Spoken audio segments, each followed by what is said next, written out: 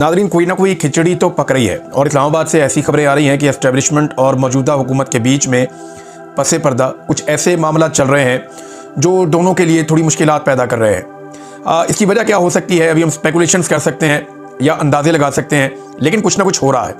आमिर मतीन साहब ने ऐसी बात की है, ख्वाजा आसिफ साहब के इस्तीफे के हवाले से खबर मार्केट के अंदर आई। गो के ख्वाजा साहब ने उसकी तरदीद की, उसके एक हिस्से की तरदीद की। पूरी खबर के बारे में ख्वाजा साहब ने कोई खास बात की नहीं, लेकिन वहाँ एक ADCR गिरफ्तार हुआ है जो RO था, यानी जिसने इलेक्शन करवाया था सियालकोट में, और उसकी गिरफ्तारी के बाद बड़ी परेशानी है दो वज़रा को ख़ास तौर पे जिनका ताल्लुक सियालकोट से है। तो मुश्किलात तो उनके लिए बड़ी हैं।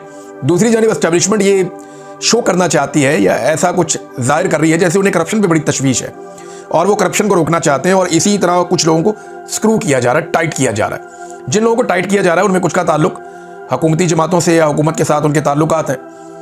दूसरी जानिब जो हुकूमत के लोग हैं वो कुछ ऐसे जुमले और बातें कर रहे हैं जिससे एस्टेब्लिशमेंट टारगेट हो रही है। मिसाल के तौर पे थोड़े दिन पहले तक हमारे कुछ वफाकी वज़रा हैं, वो अब्राहम अकॉर्ड की बात करते थे और बार बार इसकी बात करते थे। अब्राहम अकॉर्ड का मतलब ये है कि इसराइल को तस्लीम करने का मामला, तो वो ये कहते थे इसके ऊपर में गौर करना चाहिए, इस बारे में बात करनी चाहिए। ख्वाजा आसिफ, राना सनाउल्लाह, ये लोग कहते थे। लेकिन अब बड़ा कैटेगोरिकल स्टेटमेंट आ रहा है जिसमें एक खास तौर पे स्टेटमेंट राना सनाउल्लाह साहब का है कि ये सोचा भी नहीं जा सकता कि इसराइल को तस्लीम किया जाए। यानी राना सनाउल्लाह ने कहा कि इसराइल को तस्लीम करने का सवाल ही पैदा नहीं होता।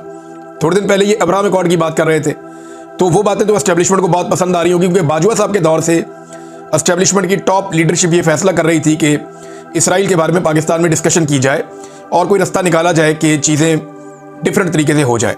और वो ये कहते थे मीडिया वालों को, जाएँ जाके आप इसको मीडिया में डिस्कस करें। लेकिन मीडिया ने कोई इसको खास घास डाली नहीं, अपने तौर पे उन्होंने कुछ लोगों को ये कहा था। अच्छा, अब इसमें जो है वो मामला ये है कि शायद कोई रुकावट पैदा हो गई है या कोई कानूनी रुकावट है, क्योंकि मेरे कुछ दोस्त हैं इस्लामाबाद में, उन्होंने कहा कि मौजूदा जो फील्ड मार्शल आसिम मुनीर साहब हैं, इनकी मुद्दत मुलाजमत 3 साल है, और अगर इन्होंने 5 साल वाला फ़ायदा उठाना है तो उसके लिए हुकूमत को कुछ कानूनी इकदाम करने होंगे, फिर ये 5 साल वाली ऑफर से फ़ायदा उठा सकेंगे।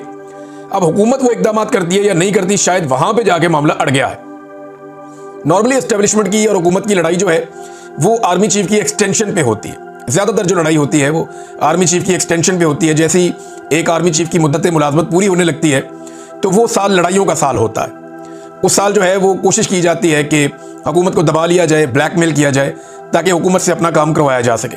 बाजवा साहब भी यही करते करते रुखसत हो गए। एक दफ़ा तो कामयाब हो गए, दूसरी मरतबा वो रुखसत हो गए और आसिम मुनीर साहब आ गए। अब आसिम मुनीर साहब के भी 3 साल मुकम्मल होने वाले हैं।